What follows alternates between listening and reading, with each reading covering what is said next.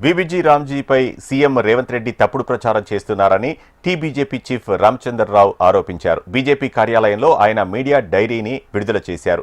అన్ని రకాల సమాచారం కోసం డైరీ ఎంతో ఉపయోగపడుతుందని అన్నారు. కాంగ్రెస్, బీఆర్ఎస్లు బీజేపీని బద్నాం చేస్తున్నాయని మండిపడ్డారు. మున్సిపాలిటీ ఎన్నికల్లో కాంగ్రెస్కు ఎదురుదెబ్బ తప్పదని హెచ్చరించారు. నీటి వివాదాలపై రెండు రాష్ట్రాలు కూర్చొని చర్చించుకుంటేనే సమస్య పరిష్కారం అవుతుందని రామచంద్రరావు పేర్కొన్నారు. ప్రభుత్వం చాలా విషయాలు ఏదో మాట్లాడుతున్నారు. రేవంత్ రెడ్డి గారు వీబీజీ రామ్ మీద చాలా తప్పుడు సమాచారం ఇస్తూ ఉన్నారు. నేను మొన్న జరిగినట్టు ప్రెస్ కాన్ఫరెన్స్ చెప్పాను.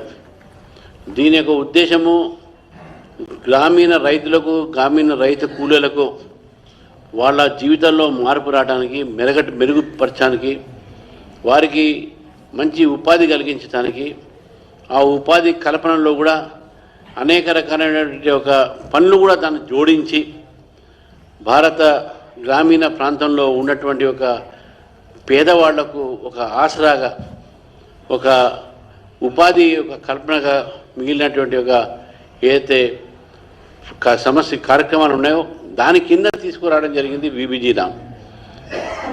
అదేదో గతంలో ఉన్నటువంటి ఒక స్కీమ్ని తీసేశారు అని కాదు. దానికన్నా మంచిది, దానికన్నా ఎక్కువ రోజులు, దానికన్నా ఎక్కువ వ్యక్తులకు పనికొచ్చేటటువంటి ఒక వీబీజీ రామ్ తీసుకొస్తే ఈరోజు దానిపైన తప్పుడు ప్రచారం చేస్తున్న స్వయాన ముఖ్యమంత్రి గారు.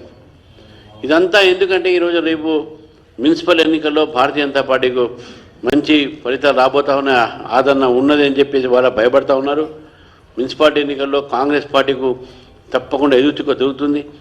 ఈ యొక్క ప్రజలు కూడా అందరూ కూడా తెలంగాణ ప్రజలు ఈ రెండు ప్రభుత్వాన్ని చూశారు. టీఆర్ఎస్ని చూశారు, అదేవిధంగా కాంగ్రెస్ని చూశారు.